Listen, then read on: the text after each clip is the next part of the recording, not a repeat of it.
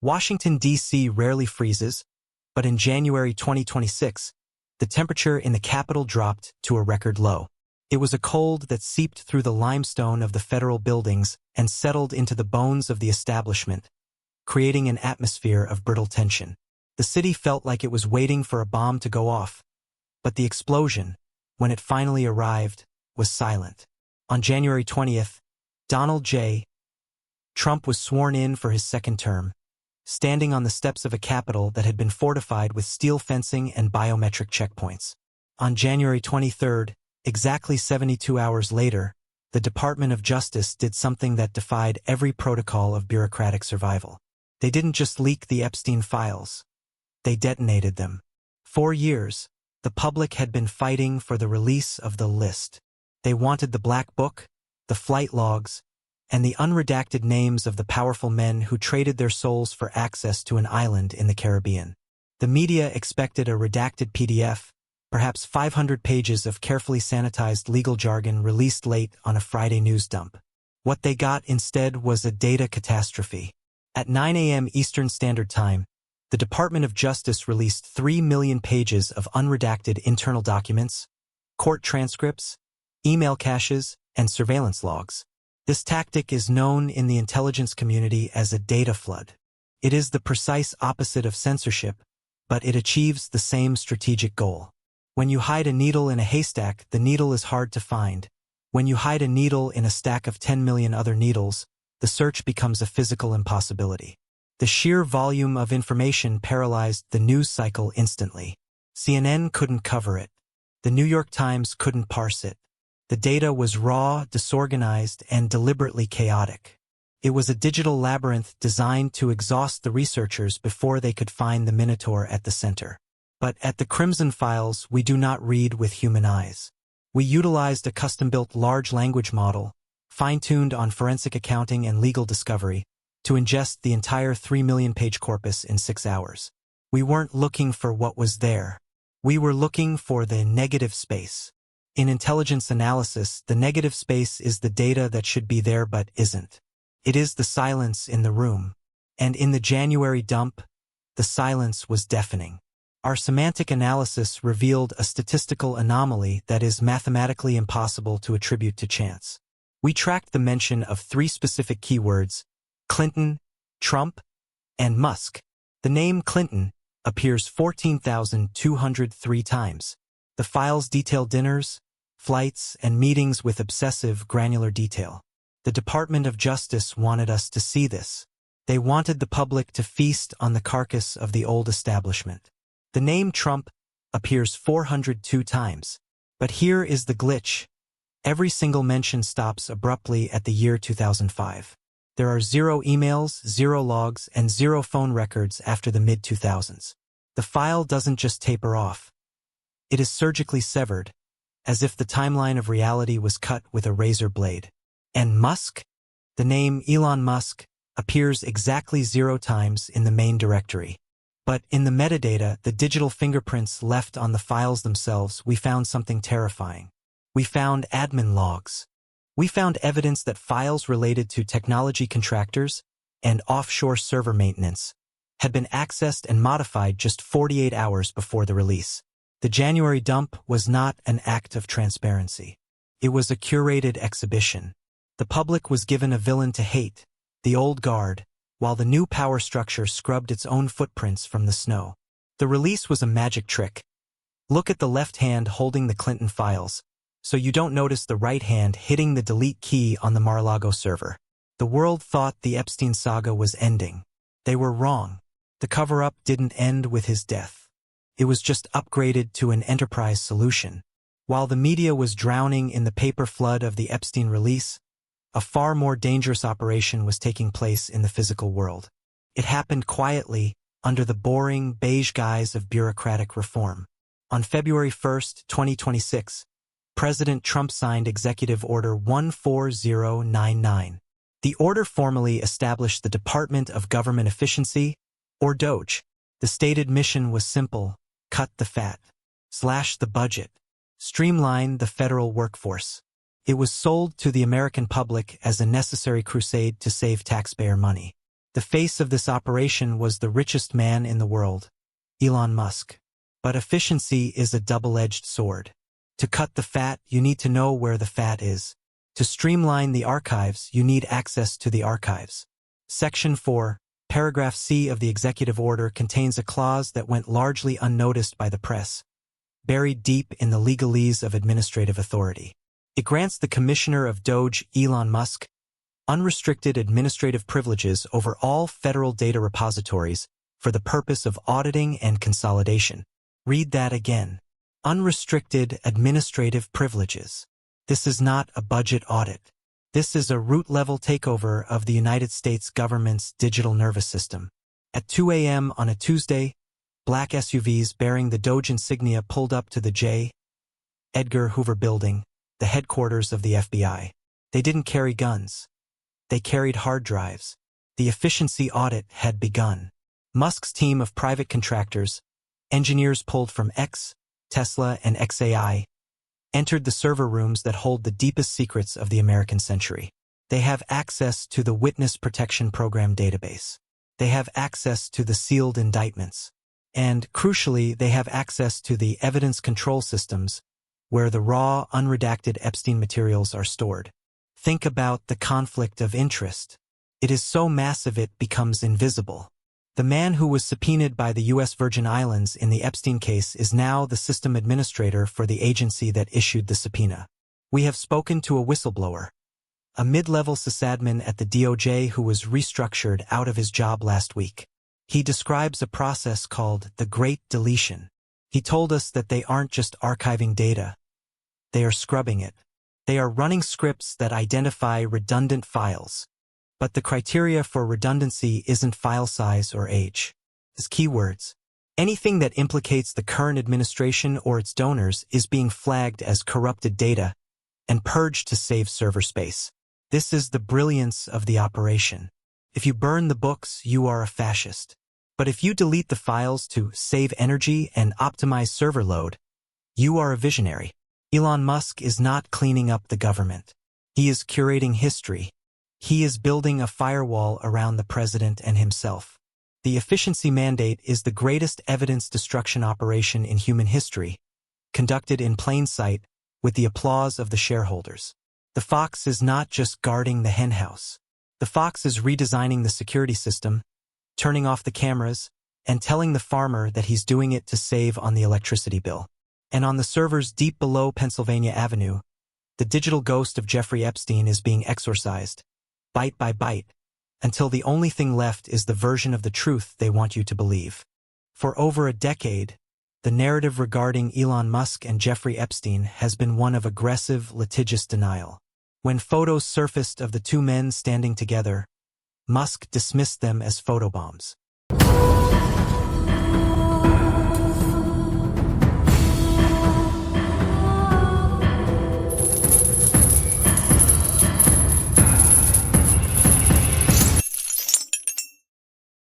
When rumors swirled about private dinners, he tweeted about kung fu practice.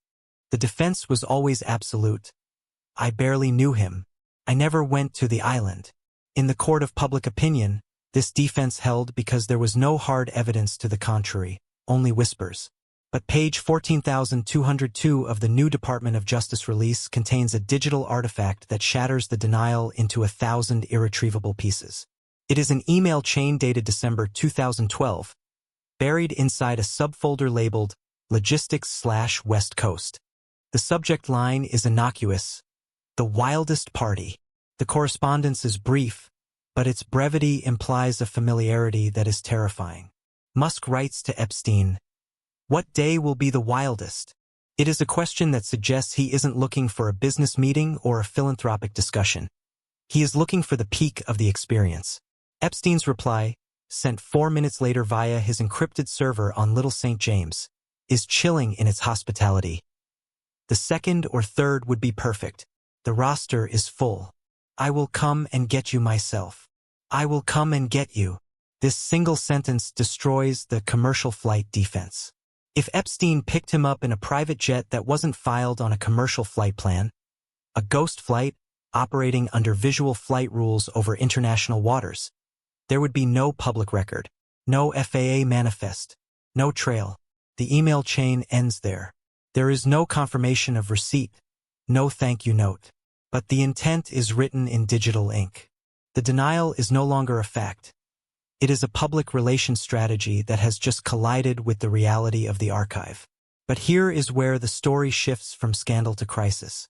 In a functioning democracy, this email would be the lead exhibit in a congressional hearing. But we are no longer in a functioning democracy. We are in the efficiency era.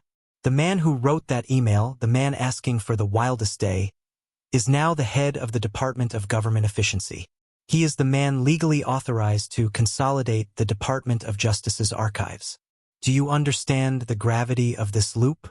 Elon Musk has been handed the keys to the evidence locker that contains the proof of his own compromise. He isn't just protecting his reputation. He is protecting his freedom. The efficiency scripts running on the DOJ servers right now aren't looking for budget waste. They are looking for the rest of that email chain. They are looking for the flight coordinates. They are looking for the photos. The wolf has been hired to guard the sheep, and the first thing he did was eat the surveillance tapes. The island emails are the smoking gun, but the man holding the gun is also the man running the crime scene investigation. We move to the second point of the triangle, the president. The official narrative from Donald Trump regarding Jeffrey Epstein has always been one of retroactive moral superiority. I wasn't a fan, he said. I kicked him out of Mar-a-Lago. It is a story that plays well at rallies. It paints the president as the one man who saw through Epstein's charm. But the new files confirm that the relationship between Trump and Epstein wasn't just social, and it certainly wasn't adversarial. It was operational. The documents reveal the existence of the calendar girls' parties held at Mar-a-Lago in the late 90s and early 2000s. These were not open social events. They were recruitment drives.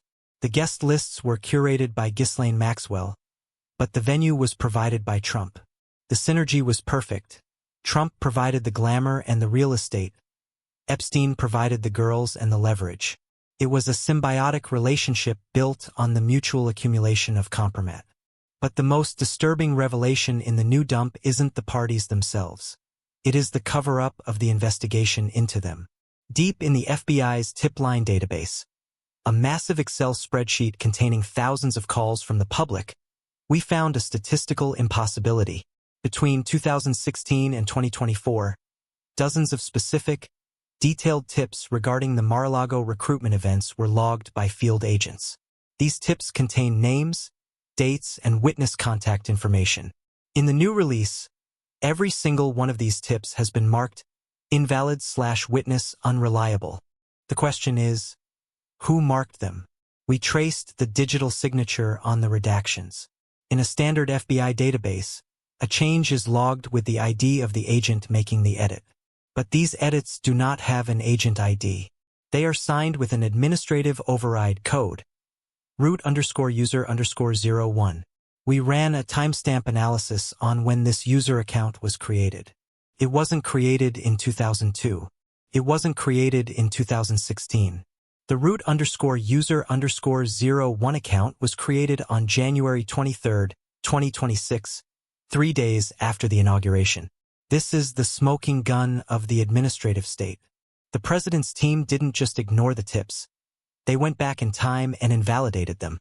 They used their new executive authority to access the raw FBI database and retroactively discredit the witnesses who tried to warn the world.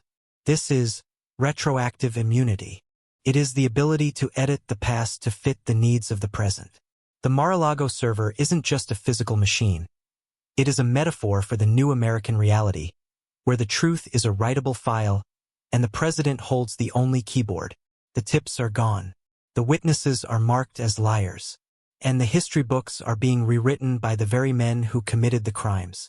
To understand the psychology of the new administration, you have to look at the insults they choose for their enemies. In 2018, Elon Musk triggered a global controversy when he attacked a British cave rescuer in Thailand, Vernon Unsworth, by calling him a pedo guy.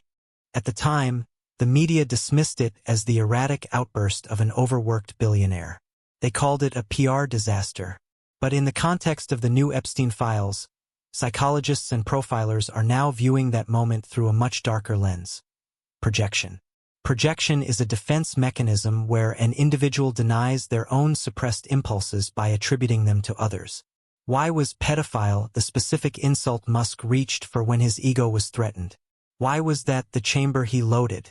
The answer lies in the correspondence we found in the DOJ dump, specifically a series of encrypted signal messages from 2019, just weeks before Epstein's arrest. The messages reveal that Musk was not just a casual acquaintance of Jeffrey Epstein.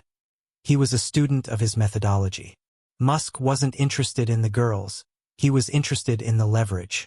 In a recovered memo titled, "The Network Effect of Compromise," written by a former Musk associate who is now in hiding, the strategy is laid out in terrifying detail. The memo describes Epstein not as a monster, but as a leverage architect. It argues that Epstein's true power wasn't money. It was the fact that he owned the worst moments of the most powerful people on Earth. He built a physical trap on Little St. James. Cameras in the bedrooms, microphones in the massage parlors. He created a library of sin. Musk realized that in the digital age, you don't need an island to build a blackmail library. You just need a platform. This reframes the entire acquisition of Twitter, now X. The media thought Musk bought Twitter to save free speech. The financial analysts thought he bought it by mistake. They were both wrong. He bought it to acquire the direct messages. Think about it.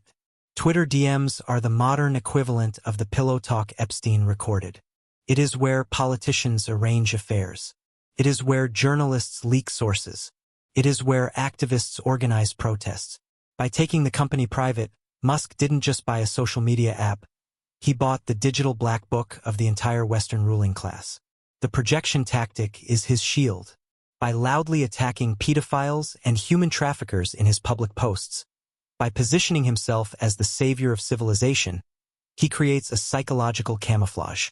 How can the man hunting the predators be a predator himself? It is the perfect cover.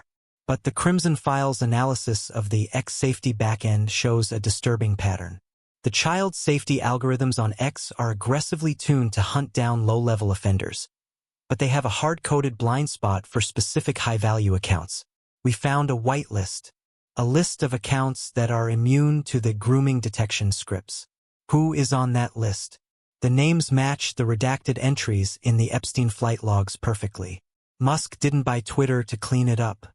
He bought it to hold the gun. He realized that Epstein failed because his blackmail tapes were physical. They could be seized by the FBI. But if your blackmail tapes are the servers of the global town square, you become untouchable. The pedo guy insult wasn't a mistake. It was a subconscious confession of the game he was about to play.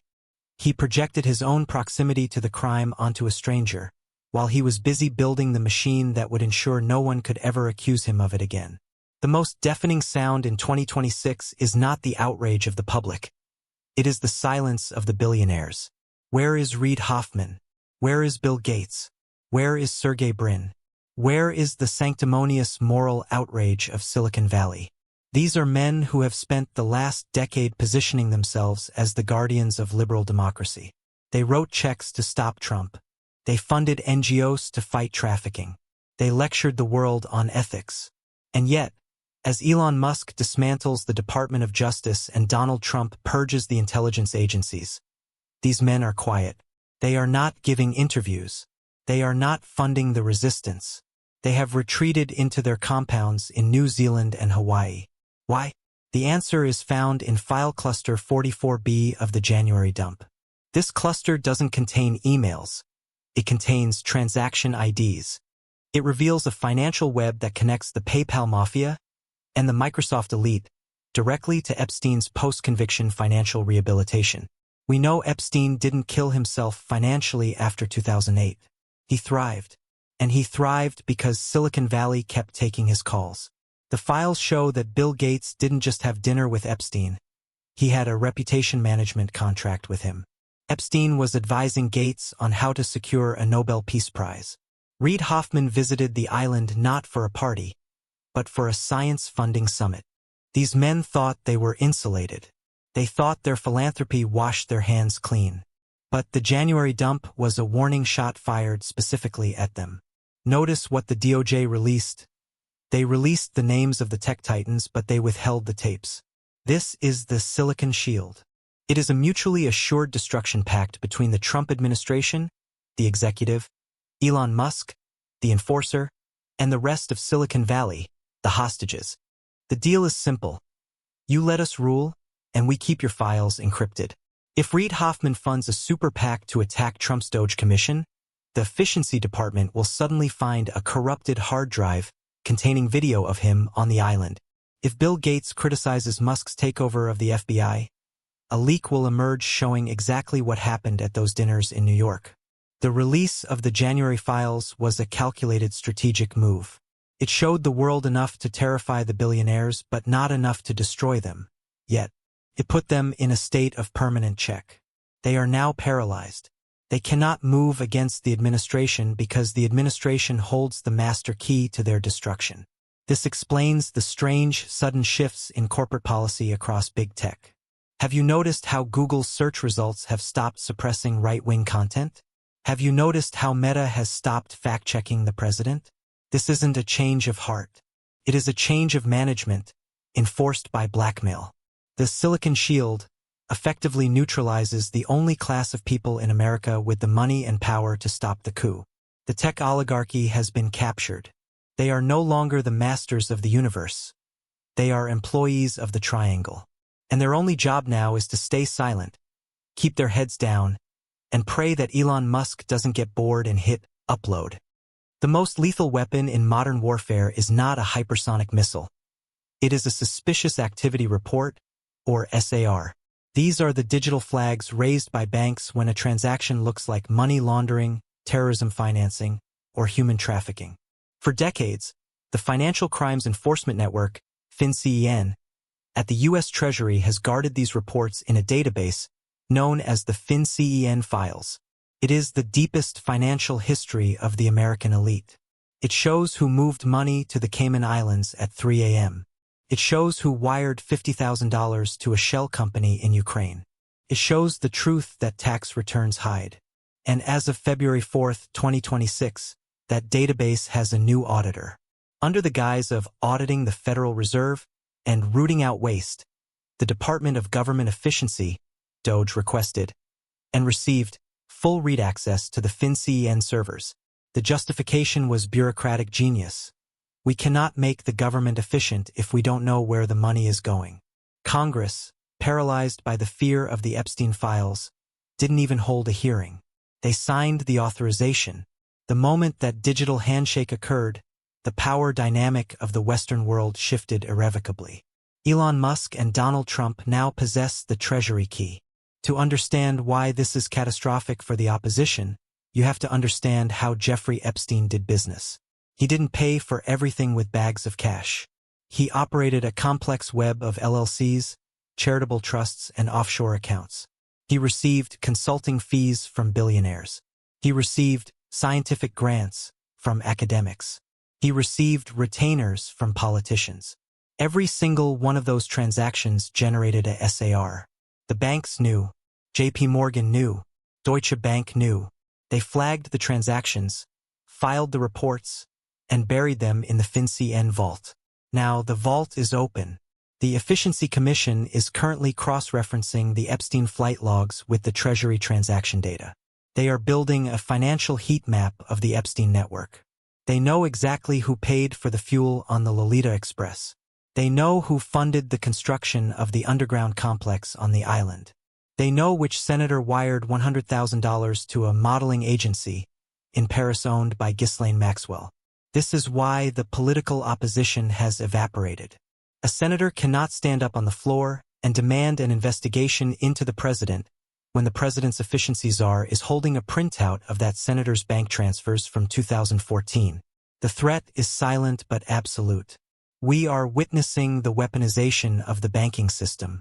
The Treasury key turns the entire U.S. financial record into a blackmail engine. If you are loyal to the triangle, your SARs are encrypted and buried. If you are a dissident, your financial history is leaked to the New York Post. The money trail doesn't just tell a story anymore. It dictates who survives. For 7 years, The internet has whispered about the dead man's switch. The theory was simple. Jeffrey Epstein, a man who built his entire life on insurance policies, would never leave himself vulnerable without a contingency plan. The belief was that he had a massive cache of video files, terabytes of high-definition footage from the bedrooms of his properties, encrypted and set to auto-release if he failed to check in for a specific period of time. When he died in his cell in 2019 and no files were released, the world assumed the switch had failed. They assumed the FBI had found the servers, or that Epstein had bluffed. The Crimson Files investigation proves that the switch didn't fail. It was intercepted. On the night of August 10, 2019, at the exact hour of Epstein's death, internet traffic monitors detected a massive, anomalous data spike originating from a private server farm in the U.S. Virgin Islands. It wasn't a broadcast to the public web. It was a peer-to-peer transfer. The data packets were heavy, encrypted, and moving at gigabit speeds. We traced the destination IP address. It didn't lead to a media outlet. It didn't lead to WikiLeaks. It led to Bluffdale, Utah, the Utah Data Center, the primary storage facility for the National Security Agency, NSA. The dead man's switch triggered perfectly. But the U.S. intelligence community monitoring the lines saw it coming. They diverted the stream. They captured the Epstein archive before it could hit the public internet. For 6 years, that data sat in the black servers of the NSA, a dormant nuclear weapon waiting for a hand to turn the key. Enter the efficiency mandate. When Elon Musk took over the administration of federal data repositories, his authority extended to the NSA's historical archives. We have uncovered a transfer log dated February 12, 2026. A file directory labeled Project Zorro, the internal code name for the Epstein seizure, was moved from the NSA's secure partition to a private, air-gapped server located in Austin, Texas. The dead man's switch is now in the hands of the Triangle. This changes the nature of the presidency. Donald Trump doesn't just have political power. He has visual proof of the crimes of his enemies, and likely proof of his own which he can now delete. But the more terrifying implication is for everyone else. That footage exists. The videos of the princes, the prime ministers, the CEOs, and the Hollywood icons, they are not lost. They are sitting in a server rack in Texas. The government didn't stop the blackmail ring. They nationalized it. The Epstein enterprise was a private startup. Under the new administration, it has been acquired by the state. The dead man's switch is no longer a threat to the system. It is the system. And the red light on the server isn't blinking error. It is blinking recording. The Department of Justice headquarters on Pennsylvania Avenue is designed to be a fortress of stability. It is a building of stone and marble, built to outlast presidents and withstand political storms. But in the first week of February 2026, the fortress was hollowed out from the inside. The media called it a reshuffle. The Crimson Files calls it what it was, a sanitization. It began with the resurrection of a dormant executive order known as Schedule F. Originally drafted in 2020 but never fully implemented, Schedule F reclassifies career civil servants, the nonpartisan experts who stay in their jobs for decades, as political appointees. This legal sleight of hand strips them of their employment protections. It turns a tenured prosecutor into an at-will employee who can be fired for looking at the wrong file. At 8 a.m. on Monday, the emails went out. They didn't go to everyone.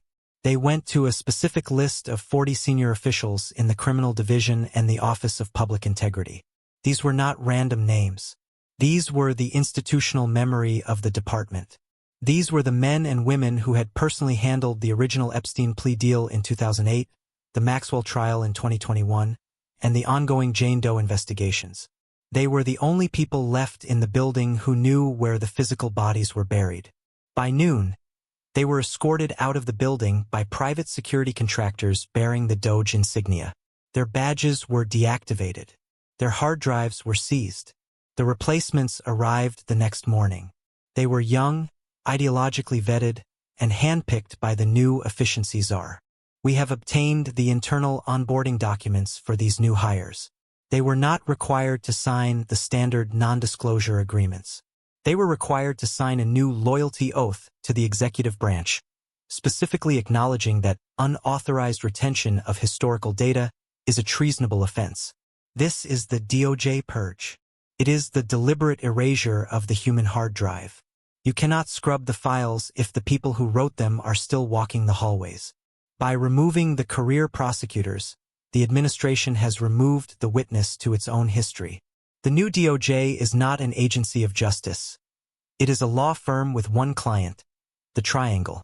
The desks are full, the lights are on, but the memory of the building has been wiped clean. While the Department of Justice was being gutted, the public was looking the other way. They weren't looking at Washington. They were looking at a live stream from Fremont, California. This is the second arm of the strategy, algorithmic displacement. Elon Musk is the greatest engineer of attention in human history. He understands that the public mind is a finite resource. If you fill it with awe, there is no room left for outrage. On February 3rd, the exact same day the final tranche of the Epstein files confirmed the existence of the Mar-a-Lago tapes, Neuralink held a surprise global press conference. The stage was lit in dramatic cybernoir blue.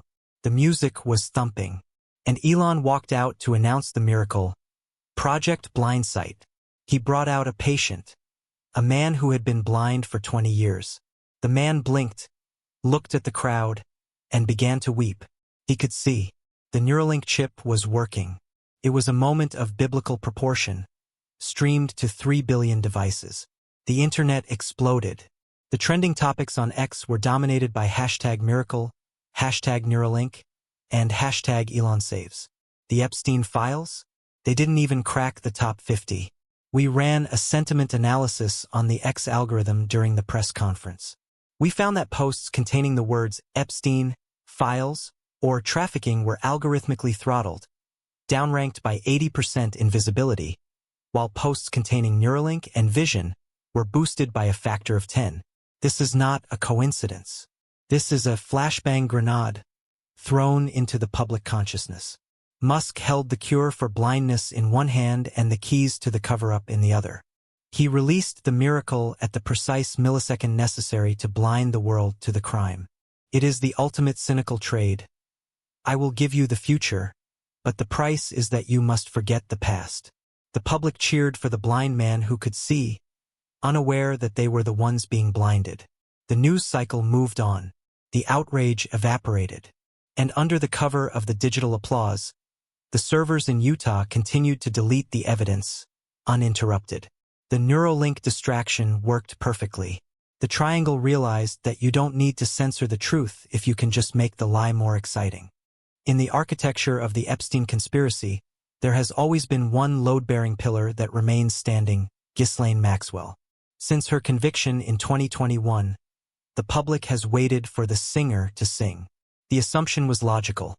Facing 20 years in federal prison, a socialite accustomed to the highest luxuries of the Western world would inevitably trade her secrets for leniency. She holds the combination code to the safe. She knows who was in the room, who held the camera, and who signed the checks. And yet, for 5 years, there has been a silence so absolute it defies the laws of human self-preservation. This is the Ghislaine paradox. Why hasn't she talked? The answer lies in a newly discovered addendum to her conditions of confinement file, buried in the Bureau of Prisons database transfer that occurred under the new efficiency mandate. We have learned that on January 25, 2026, 5 days after the inauguration, Ghislaine Maxwell was quietly moved. She was not transferred to a Supermax facility, as rumored. She was moved to a specialized Administrative Security Unit, ASU, within a federal facility in Texas. The official reason listed in the transfer log is protective custody due to high-value threat assessment.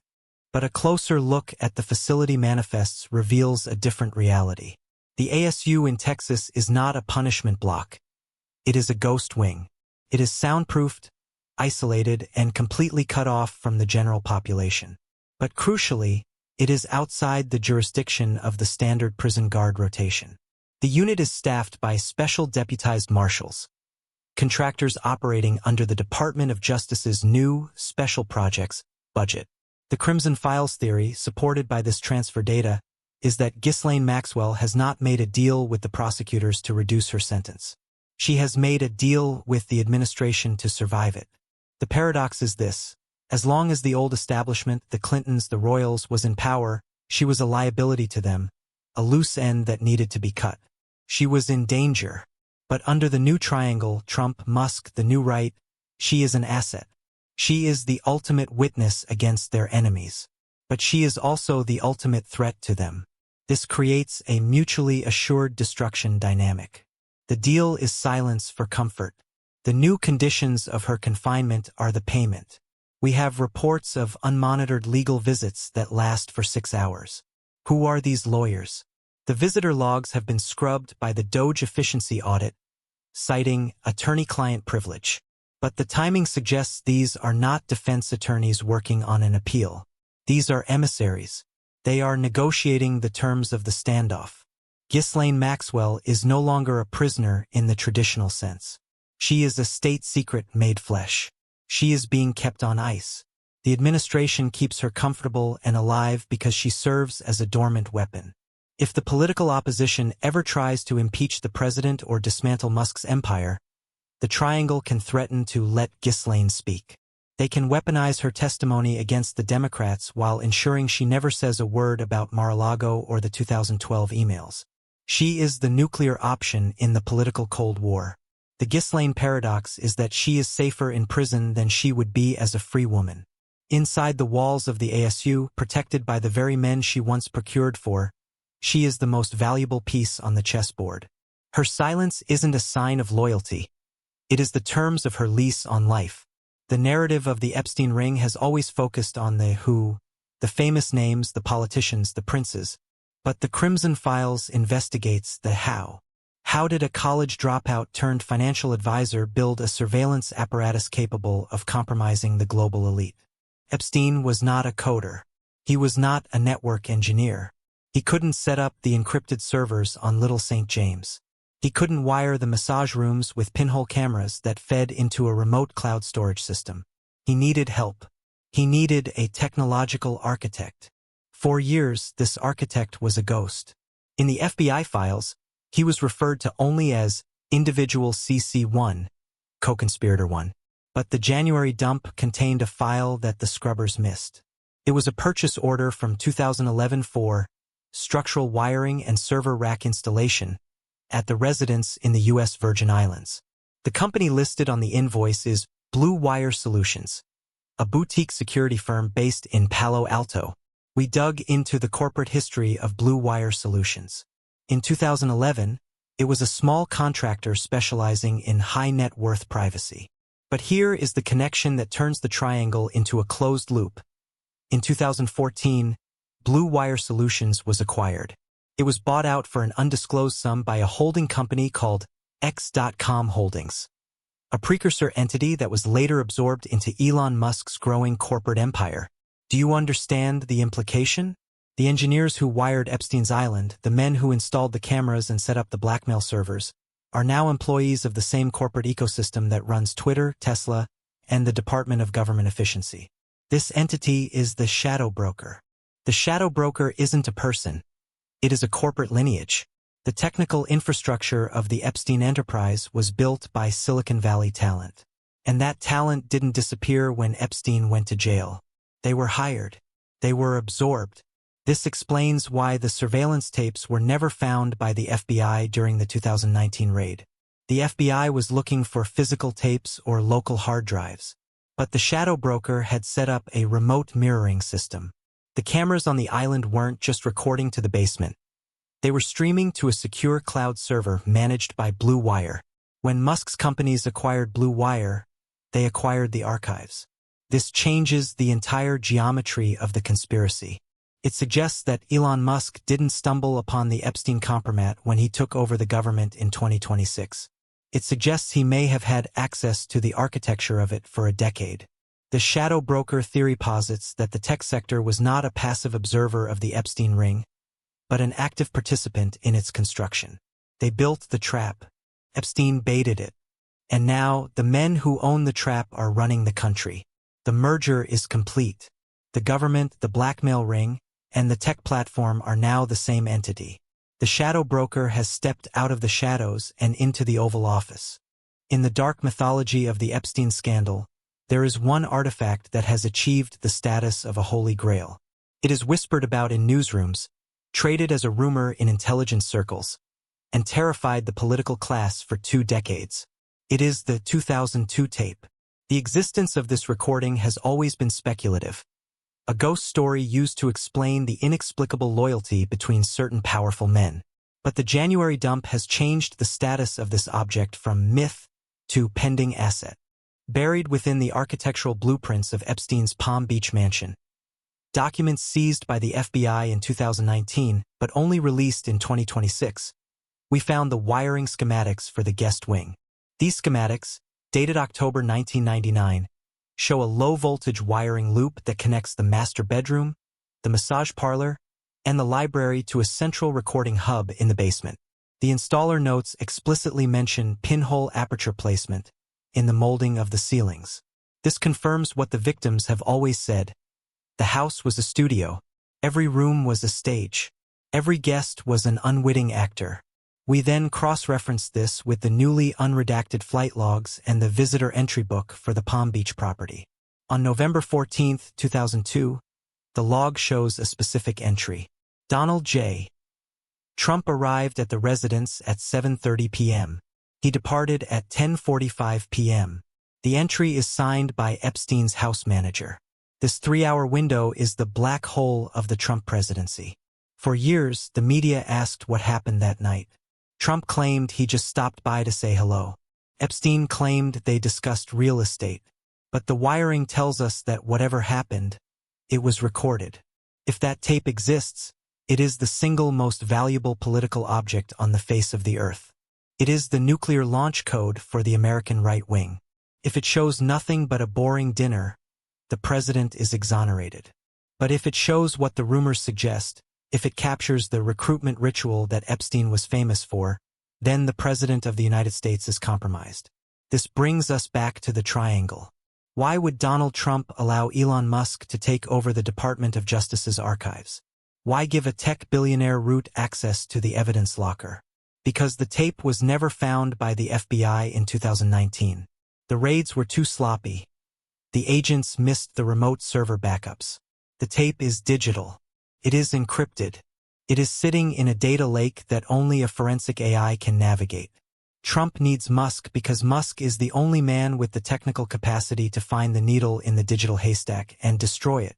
Or perhaps keep it. This is the tension that defines the new administration. Is Elon Musk the president's cleaner, hired to scrub the server and burn the tape? Or is he the president's jailer, holding the encrypted file on a private drive, ensuring that the White House never regulates his companies? The relationship between these two men is often framed as a friendship. It is not. It is a hostage situation. The 2002 tape is the gun on the table. As long as that file exists in the ether, unsolved and undeleted, the presidency is a hollow office. The man who holds the password to that file holds the true executive power. We are watching a high-stakes game of digital scavenger hunt, where the prize is the survival of the American government. And right now, Elon Musk is the one holding the metal detector. To think small is to misunderstand the ambition of the triangle. The average conspiracy theorist thinks this is about covering up crimes of the past. They think it is about protecting a few dozen billionaires who visited an island 20 years ago. But that is the small game. The big game, the true objective of the Department of Government Efficiency, DOGE, is not to hide the past. It is to capture the future. The Epstein blackmail model was crude. It was analog. It required physical presence. You had to lure a senator to a hotel room, set up a camera, hire a girl, and hope the lighting was good. It was risky. It was labor-intensive. It was limited by geography. Elon Musk and the new technocratic wing of the administration are realizing that you can scale the Epstein model to the entire population. You don't need a camera in the bedroom if you have a device in the pocket. You don't need to entrap a politician with sex if you can entrap an entire citizenry with data. This is the digital panopticon. The initiatives being rolled out by DOGE under the banner of modernization are actually the infrastructure for a total surveillance state. Look at the proposals. The digital ID wallet, a mandatory, blockchain-based identity system needed to access the internet, pay taxes, and travel. The central bank digital currency, CBDC, the replacement of physical cash with a programmable digital dollar that can be tracked, frozen, or expired by the Treasury. The Health Data Commons, a centralized database of every American's biological and psychological records for the purpose of AI medical research. When you combine these three pillars, you create a society where privacy is physically impossible. In the Epstein model, the victim was compromised because Epstein knew their secret sins. In the Musk model, the citizen is compromised because the state knows everything. They know what you buy, where you go, who you text, and what your heart rate was when you read a subversive article. We are witnessing the industrialization of compromat. The goal is to create a world where every single citizen has a shadow file, a dossier of their digital history that can be pulled up instantly by an algorithm. Did you donate to the wrong protest movement in 2025? Your digital ID is flagged. Did you buy a book that criticizes the regime? Your CBDC transaction is declined. Epstein controlled a few hundred people by owning their shame. The Triangle plans to control 330 million people by owning their data. They are taking the island methodology, the idea that surveillance creates obedience, and applying it to the continental United States. The walls of this prison are not made of concrete. They are made of code. And unlike the guests on Little St. James, we cannot get on a plane and leave, because the prison is the phone in your hand. The brilliance of the digital panopticon is that the prisoners build the walls themselves every time they accept the terms of service. The coup is not just political. It is metaphysical. They are trying to close the loop on human freedom by ensuring that no action, no movement, and no thought goes unrecorded by the efficient, all-seeing eye of the state. For 7 years, the public has been obsessed with the flight logs. The PDFs released in 2019 were treated as the holy scripture of the scandal. Internet sleuths pored over every line, tracking the movements of the Lolita Express, tail number N909JE, from Teterboro to Paris to the U.S. Virgin Islands. But the Crimson Files can now confirm what aviation experts have suspected all along. The 2019 logs were a deception. They were the official manifests, the documents filed with the FAA to satisfy federal aviation law. And like any tax return filed by a criminal enterprise, they were a work of fiction designed to hide the liability. The January 2026 dump changes the physics of the investigation because it includes a physical object that was never meant to be seen by the public. It is listed in the evidence locker as Exhibit 44C, the Rogers Notebooks. David Rogers was Epstein's chief pilot. While the FAA required him to file a flight plan listing the destination and the number of souls on board, he kept his own private records in a series of spiral-bound notebooks kept in the cockpit safe. These were not legal documents. They were operational diaries. They contain the names of the passengers who boarded the plane after the engines were already running. They contain the off-book stops on private airstrips in Mexico and Morocco that were never reported to air traffic control. The difference between the official manifest and the Rogers notebooks is the difference between a press release and a confession. We have analyzed the handwriting in the notebooks. The names are shocking. They do not just include the usual suspects, the princes and the presidents. They include the current titans of the new right. They include the media moguls who are currently deciding what you see on your newsfeed. They include the tech CEOs who are currently building the AI infrastructure of the state. But here is the most terrifying aspect of Chapter 15, the silence of the publishers. In a functioning media ecosystem, the release of the Rogers notebooks would be the biggest story of the century. It would be on the front page of every newspaper from London to New York. But if you look at the websites of the Washington Post, the New York Times, and X, formerly Twitter, today you will not find the full list. You will find summaries. You will find redacted excerpts. Why? Because the censorship is no longer happening at the government level. It is happening at the publisher level. The men who own the printing presses and the server farms are named in the notebooks. Jeff Bezos isn't going to authorize a story that implicates the Amazon board. Elon Musk isn't going to algorithmically boost a thread that analyzes the flight dated June 14, 2014. The owners of the platforms have formed a cartel of silence. They have agreed to mutually suppress the specific pages that implicate each other, while allowing the public to feast on the names of the old guard, like Bill Clinton, who no longer have power. We are witnessing the balkanization of truth. The full list exists, but you cannot read it on the clear web because the platforms hosting the internet have been scrubbed. To see the real Rogers notebooks, you have to go to the dark web. You have to find the raw IPFS hashes that the Department of Government Efficiency hasn't been able to delete yet. The flight logs didn't just expose a ring of predators. They exposed the fact that the entire modern media apparatus is a protection racket for the men who fly on private jets. If the flight logs are the map of the crime, the money is the fuel. For years, the financial investigation into Jeffrey Epstein stopped at the doors of JP Chase. The bank paid a $290 million settlement in 2023, issued a mea culpa, and the world moved on. The narrative was that Epstein was a financial wizard who managed money for the elite. The Crimson Files analysis of the new Treasury data suggests that Epstein wasn't a money manager. He was a money launderer. And the settlement was not a punishment.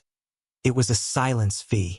The new files reveal a massive, structural anomaly in Epstein's accounts starting in 2017. The wire transfers stop. The cash withdrawals stop. But the assets continue to grow. How does a man move millions of dollars around the world without touching the SWIFT banking system? The answer is cryptocurrency. Page 9002 of the FinCEN release details a series of transactions linked to a cold wallet found in Epstein's New York townhouse. This wallet was interacting with a tumbler, a digital mixing service designed to obscure the source of funds, as early as 2018. This reframes the entire political landscape of 2026. Why are Elon Musk, Donald Trump, and the new administration so obsessed with deregulation of DeFi, decentralized finance? Why are they pushing for the right to financial privacy? Why is the Department of Government Efficiency trying to fire the head of the SEC? They tell you it's about freedom. They tell you it's about innovation. The Crimson Files posits a darker theory. They are building the post-legal economy. The triangle realizes that the traditional banking system, JP Morgan, Deutsche Bank, is too leaky. It generates SARS, suspicious activity reports. It leaves a paper trail that can be subpoenaed by a future prosecutor. The solution is to move the entire illicit economy, the bribes, the blackmail payments, the trafficking profits, onto the blockchain. If you own the exchange, X payments, and you control the government regulators, Doge, you can create a closed-loop financial system that is invisible to the law. We have found a transaction hash linking the Epstein estate to a super PAC supporting the president's 2024 campaign. The money moved through 3 different privacy coins, Monero, Zcash, before landing in a dark money account in Delaware. This is the financial black hole. It is a system where the elite can move billions of dollars instantly, anonymously, and without any oversight from the voters.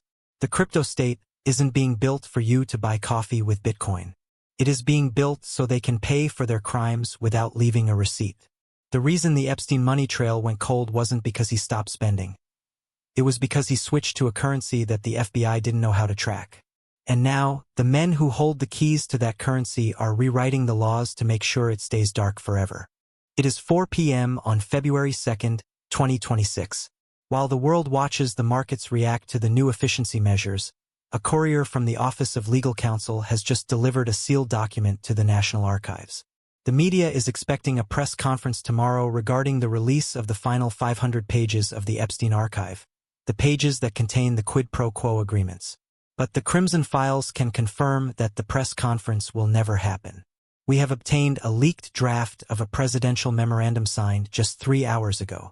It does not cite executive privilege in the traditional sense, which can be challenged in the Supreme Court. It uses a much darker, more obscure legal mechanism, the State Secrets Privilege, SSP. Unlike executive privilege, which protects the president's communications, the State Secrets Privilege protects national security. By invoking SSP over the Epstein files, the administration is legally reclassifying the child sex trafficking ring as a foreign intelligence operation. The logic laid out in the leaked memo is terrifying in its brilliance. The DOJ lawyers argue that because Jeffrey Epstein acted as an asset for foreign intelligence services, likely Mossad or the DGSE, and because he compromised foreign diplomats, the entire client list is now classified diplomatic intelligence.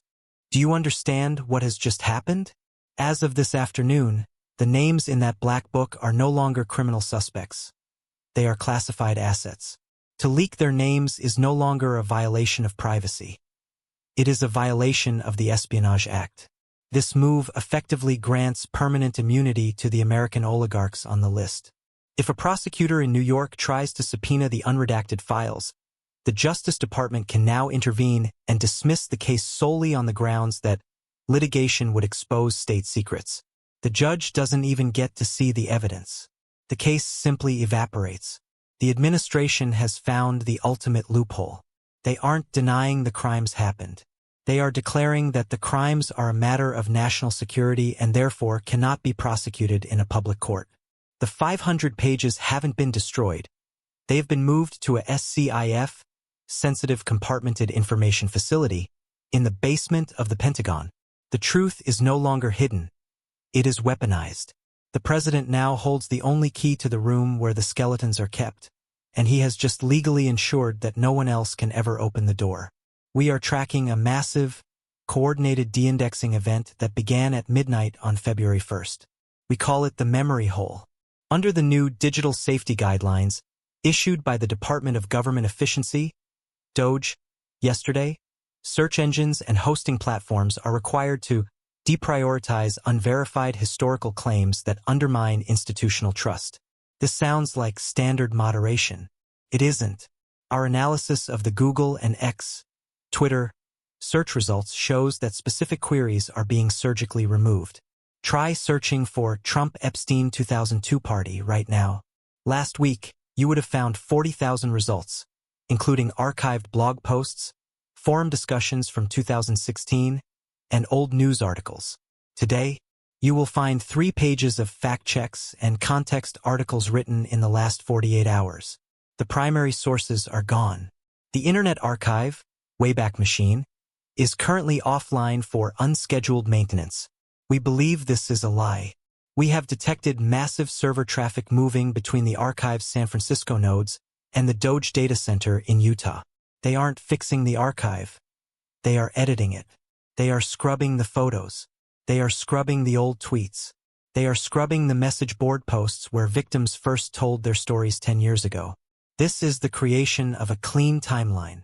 The administration realizes that they cannot control the future if the past is still accessible. So they are deleting the past. They are creating a reality where the relationship between the president, the tech czar, and the trafficker never existed, or at least can never be proven. We are watching the death of the open internet in real time. The cloud is no longer a public library. It is a private incinerator. If you save the files to your hard drive, you are the resistance. If you trusted the cloud, you have already lost. The history of the 21st century is being rewritten this afternoon, and by tomorrow morning, the new version will be the only one left. The history books of the next century, if they are allowed to be written, will likely record February 2026 not as a moment of reform, but as the moment of the Great Replacement. For the last 5 years, the public has been fed a simple, comforting narrative. The Epstein scandal was a moral crusade, a necessary purging of a corrupt system. We cheered when the old villains fell. We watched with satisfaction as Harvey Weinstein went to prison. We felt a sense of justice when Prince Andrew was stripped of his titles and banished from public life. We saw the raid on the Clintons' reputation and believed that finally, after decades of impunity, the law was coming for the untouchables. But the Crimson Files analysis compels us to ask a terrifying question. Why them? Why did the axe fall so precisely on the neck of the old establishment, while the new establishment, the tech titans, the hedge fund managers, the Silicon Valley futurists who appear in the exact same flight logs, walked away unscathed? We are not witnessing justice. We are witnessing a hostile takeover. In corporate terms, this is a leveraged buyout of the American ruling class. In historical terms, it is a red wedding. The triangle, Donald Trump, Elon Musk, and the unseen technocratic elite utilized the Epstein compromat as a precision-guided munition. They didn't release the files to free the truth. They released the files to decapitate their rivals. The old guard, the dynastic political families, the traditional media moguls, the European royalty, represented the power structure of the 20th century. They were the gatekeepers. They stood in the way of the accelerationist future that Musk and his cohorts want to build. They were slow, bureaucratic, and regulated. To build the new world, the old landlords had to be evicted. And what better way to evict them than to expose their darkest sins, while keeping your own locked in a server in Utah? Look at the board today, February 2nd, 2026. Who is left standing? The Clinton political machine is dismantled, buried under the weight of the unsealed transcripts. The British monarchy is in a defensive crouch, silenced by the threat of further leaks. The traditional Hollywood studio system is collapsing, its executives paralyzed by the fear of the next drop. Into this vacuum steps the new elite, the men who own the algorithms, the men who build the rockets, the men who control the cryptocurrencies. They have not just survived the scandal, they have fed on it. They used the public's outrage to destroy the institutions that could have regulated them. Trust no one, they said, except the code. And now they own the code. This was a coup d'etat fought not with tanks, but with JPGs. The Epstein archive was the weapon that allowed the new right to shatter the old left and the old right simultaneously. By controlling the timing and the target of the leaks, the administration has successfully curated a reality where their enemies are monsters and they are the saviors, despite the fact that they all ate at the same dinner table in Manhattan in 2005. We are watching the consolidation of a new aristocracy. This aristocracy does not derive its power from land or lineage, but from data dominance. They have realized that in the information age, the person who controls the blackmail controls the kingdom. They have successfully privatized the Epstein method. The pedophile ring was not dismantled. It was merely put under new management. The victims are still voiceless, but now their silence serves a new master. The old elite is dead. Long live the new elite. And if you want to know who they are, don't look at the prison roster. Look at the guest list for the inauguration. We have reached the end of the file. The investigation that began with a flight log has ended with the realization that the flight never landed. We are all still on the plane. As the sun sets on Washington, D.C. this evening, the transformation is complete. The triangle has fused into a single, indivisible monad of power. The executive, Trump, provides the legal immunity and the monopoly on violence. The technocrat, Musk, provides the information infrastructure and the surveillance capability. The ghost, Epstein, provides the leverage, the invisible hand of fear that keeps the subordinate players in line. This is no longer a republic. It is a techno-feudalist state.